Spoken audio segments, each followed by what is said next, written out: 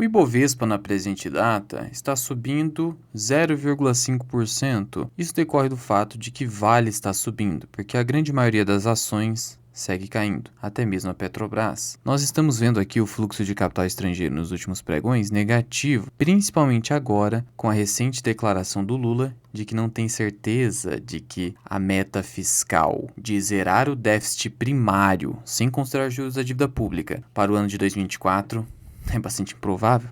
E o Haddad foi questionado a respeito disso. E ele respondeu novamente que tem a sua própria meta, fica desviando do assunto. E esse é um grande problema, porque isso denota ao mercado que o governo não tem convicção a respeito das suas próprias projeções. E já era óbvio que essa meta era praticamente impossível de ser batida. E o governo cita que zerar o déficit fiscal depende da ampliação da arrecadação, mas nada de cortar gasto público, porque esse governo é pautado por isso, apenas aumentar a arrecadação e gastos públicos. E isso está gerando essa descrença do mercado. Temos ainda a revisão do Estatuto da Petrobras, que é outro alvo do mercado, já que pretende relativizar dispositivos da lei das estatais, a fim de colocar ali indicações puramente políticas na empresa. Só que o grande problema hoje, que é o ponto de atenção do mercado financeiro, é justamente a política fiscal do governo. Isso foi dito, por exemplo, pelo economista-chefe do Santander, e ele tem razão. Esse é o grande problema hoje.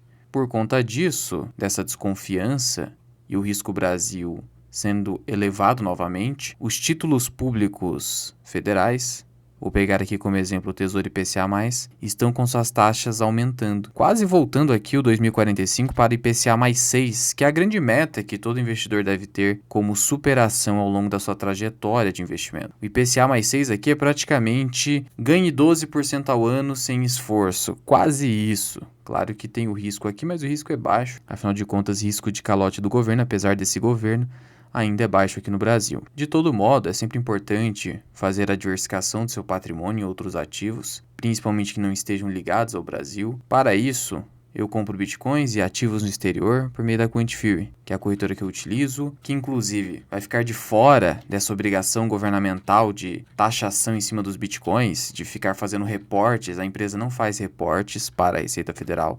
Isso você que vai ter que fazer, aí fica a seu critério, sendo que o Bitcoin novamente está negociando aqui com baixa volatilidade no momento, perto dos 35 mil dólares. Eu tenho um alerta de preço aqui ativado a 30 mil dólares para fazer novos aportes, porque meu preço médio hoje em Bitcoin é aproximadamente esse, 30 mil dólares. Então eu prefiro continuar aportando aqui. Sendo que Petrobras, como eu falei para vocês, segue caindo, aqui você tem as suas ADRs caindo, apesar da alta de Vale e apesar da alta, por exemplo, de 3R Petroleum, que reportou resultados de produção recordes, e esse aqui é o termômetro do mercado no momento. Mas tratando aqui a respeito de Transmissão Paulista, que também segue caindo na presente data, e no caso ela tem um motivo específico, que é a pretensão de venda declarada da Eletrobras a sua fatia em Transmissão Paulista, e é uma fatia bastante relevante, sendo que essa venda já teria o seu anúncio na próxima semana, segundo o jornal Valor Econômico. Só para você ter uma ideia, você pode vir aqui no site de Relações com Investidores, clicar em Governança Corporativa e clicar em Composição Acionária e Estrutura Societária. Você vai olhar aqui na composição acionária da Transição Paulista o seguinte, que a Eletrobras detém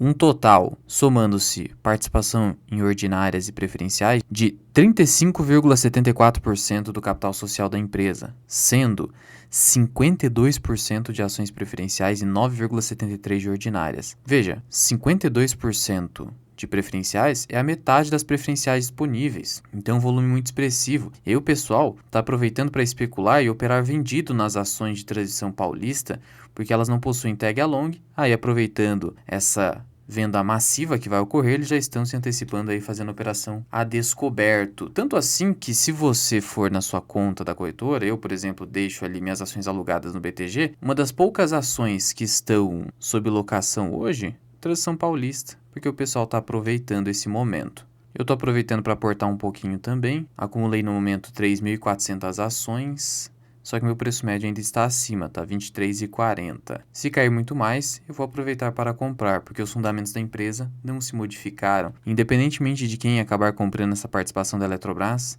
dificilmente você vai ter ali problemas de governança por conta disso. Quem investe em Transição Paulista já sabe que o controlador é o governo colombiano, então o que está acontecendo agora, na minha visão, é pura especulação do mercado. E houve ali a teleconferência de resultados da empresa, em que ela tratou de diversos assuntos relevantes, inclusive sobre os proventos que devem ser anunciados em dezembro. Vamos lembrar aqui que a Transição Paulista, no meio desse ano, arrematou 2 lotes. O lote 7, com investimento de 2,3 bilhões, investimento bastante elevado, e o lote 9, menor, 94 milhões. Mas ela também acabou arrematando, porque o consórcio Gênesis foi inabilitado pela ANEEL, o lote 1, de investimentos de 3,2 bilhões, ou seja, só nesse ano a companhia assumiu um CAPEX aqui de pelo menos 5,5 bilhões de reais. E aí, isso também desperta uma certa especulação quanto à redução dos dividendos, então isso também se reflete nas cotações. Mas quanto ao último leilão em dezembro, por conta de toda essa assunção de compromisso, a companhia já declarou que em dezembro ela não vai participar,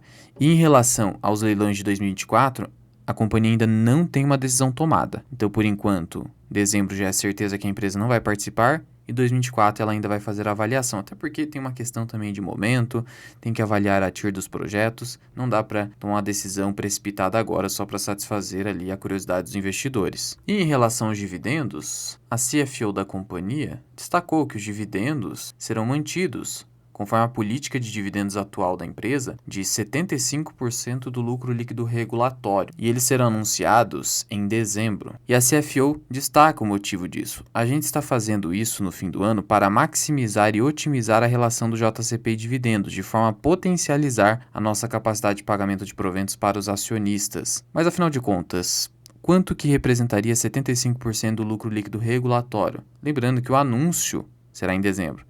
Não necessariamente o pagamento. O pagamento deve ocorrer no começo do ano que vem. Mas nós podemos fazer uma projeção aqui de quanto será esse dividendo e qual o retorno desse dividendo em relação à cotação atual e ao meu preço médio, por exemplo. Primeiro, nós precisamos projetar o lucro líquido regulatório desse ano. E vindo aqui, no último release da companhia, no último resumo de resultado trimestral, aqui tem os indicadores regulatórios, que é o que importa. É o resultado regulatório que mede a geração de caixa, que é isso que realmente importa. Então veja, o lucro líquido regulatório da empresa, no terceiro TRI, foi de quase 475 milhões. Nos 3 trimestres desse ano, o acumulado de resultado regulatório foi de mais de 1 bilhão. 1 bilhão e 41 milhões de reais. Portanto, o que nós podemos fazer aqui, a princípio? Nós podemos pegar esse 1 bilhão e 41 milhões, dividir por 3 e multiplicar por 4. Nós poderíamos chegar então a 1,3 bi de lucro líquido regulatório, ou seja, mais 347 milhões ou 345 milhões de reais de lucro líquido regulatório para o quarto trimestre de 2023, seria razoável e seria até inclusive um resultado menor que o que foi reportado no terceiro trimestre de 2022, ano passado. Então, um resultado razoável de se projetar. E aí, como estamos falando aqui de 75%, você vai ver aqui o seguinte, que se nós temos 1,385 de lucro líquido regulatório no ano de 2023, se você multiplicar por 75%, você tem aí praticamente o lucro que foi reportado até então, 3 trimestres, 75%. Vamos arredondar aqui para 1 bilhão e 40 milhões? Para a simplificação, agora nós precisamos pegar esse lucro líquido que será distribuído, essa aqui já é a projeção dos dividendos que serão pagos, e dividir pelo número de ações da companhia para que nós cheguemos ao dividendo por ação, o DPA. E o número de ações da empresa é de 658 milhões de ações. Nós temos 257 milhões de ordinárias e 400 milhões preferenciais, sendo que as duas ações recebem dividendo de forma igualitária. Só a título de exemplo, eu peguei aqui o último JCP anunciado pela empresa e foi de R$ 1,06 por ação, num total de 700 milhões de reais para ambas as espécies, ou seja, não tem distinção entre classe de ação aqui no que toca ao dividendo pago e recebido pelo acionista. Então, pegando-se aqui a nossa projeção de 1 bilhão e 40 milhões e dividindo-se pelos 658 milhões de base acionária, chegamos a 1,57. 1,57 por ação. Se nós dividirmos pela cotação atual, 21,50, acho difícil alguém ter um preço médio desse, mas tudo bem, vamos olhar para a cotação atual, 21,50. Você chega a um dividend yield de 7,3%. Agora, se eu pegar esse 1,57 e dividir pelo meu preço médio de 23,40 atualmente, nós temos um dividend yield de 6,7. Não é um super dividend yield, mas tá bom. Pelo menos acima de 6%. Para uma empresa que tem hoje um compromisso que pode chegar a 15 bilhões de reais em investimentos, pelo menos manter ali um yield entre 6% a 7% é razoável. E sobre a venda de Eletrobras, a companhia preferiu não se manifestar, até porque não teve ainda nenhum fato relevante da Eletrobras, trazendo como ocorrerá a venda, se será follow-on ou não, ainda é pura especulação. Só tem ali informação do jornal Valor Econômico de que a Eletrobras fará isso e vai anunciar nos próximos dias. E vamos lembrar aqui que os resultados da empresa foram bastante positivos, reforçando aí pelo menos um dividendo de 7% nas cotações atuais, e por isso as nossas projeções foram nesse sentido. Então, você deve esperar aí em TRPL4 um dividendo de 1,57 por ação, no máximo 1,60 por ação, te dando um yield de 7,3% a 7,5% nas cotações atuais, ou então um dividend yield de 6,5%, 6,7% a depender do seu preço médio. E se ela deve pagar aí, nesse momento, mantendo essa política de dividendos, 1,6, vamos arredondar para 1,60 por ação, com esses resultados, se você dividir por 0,06 do Bazin, você chega a R$ 26,60. Por isso que eu tenho um preço teto na Transição Paulista até 25. Você ainda tem margem de segurança para comprar a ação. Sendo que hoje ela negocia com 20% de desconto em relação ao valor do patrimônio líquido. O indicador preço-lucro da empresa está bem interessante, abaixo de 10. Se você comparar hoje os múltiplos, indicador preço-lucro, a Transição Paulista é a mais barata entre Taesa e Alupar, e o indicador EV sobre EBITDA e o EV sobre EBIT também, ela fica hoje com a mais barata de todas. E a Taesa, por conta de resultados piores, em razão do IGPM, precisamos concordar, seria a ação hoje, no momento, a mais cara entre essas três, no que toca ao EV sobre EBITDA, que é mais importante de se olhar porque essas aqui são empresas que possuem uma dívida até elevada, principalmente nesse ciclo de investimento. O dividend yield aqui não está correto porque ele está levando em conta os últimos 12 meses, sendo que a empresa anuncia em dezembro, está pagando em fevereiro, por exemplo. Então você tem que olhar para o dividend yield projetado, que deve ser de 6% a 7%, ficando pouco acima de Alupar e um pouco abaixo de Taesa, mas o de Taesa deve cair também para 8%, 9%. De todo modo, no que toca à previsibilidade de receitas, previsibilidade de lucro líquido, essas empresas continuam sendo a melhor alternativa no setor elétrico, ao contrário de geradoras que possuem resultados bastante voláteis porque elas vendem uma commodity que é a energia elétrica, ou até mesmo as distribuidoras, que em momentos de dificuldade econômica, elas são penalizadas com inadimplência ou suspensão de cobranças ou reajustes pelo governo para salvar a população em dado momento. Já as transmissoras, entre aspas, ficam isentas dessas medidas. Mas como não existe almoço grátis na economia, essas empresas acabaram perdendo rentabilidade nos seus projetos de investimento, os novos, porque agora se tornou um mercado mais competitivo. O mercado descobriu como é bom esse segmento. De todo modo, a Transição Paulista hoje é mais barata, porque tem essa questão da Eletrobras e porque as ações preferenciais não têm tag along, ao contrário de Taesa e Alupar, por exemplo. Então você é premiado pelo risco que você corre. Dificilmente você vai ter duas empresas com o mesmo risco ou riscos muito próximos, inclusive em relação às suas ações, negociando a múltiplos bem diferentes, como está acontecendo agora. É porque a Transição Paulista tem um pouco mais de risco no que toca à classe de ação preferencial. Mas é algo do curto prazo, não é algo que vai se perpetuar no longo prazo, até porque a Eletrobras vai se desfazer da posição. Então é uma especulação de curto prazo. E se você quiser se aprofundar ainda mais sobre investimentos e se tornar um investidor independente, quero lembrar vocês aqui que o nosso treinamento FMI, Formação Mirai Invest em Investidor Independente, está com matrículas abertas por tempo limitado,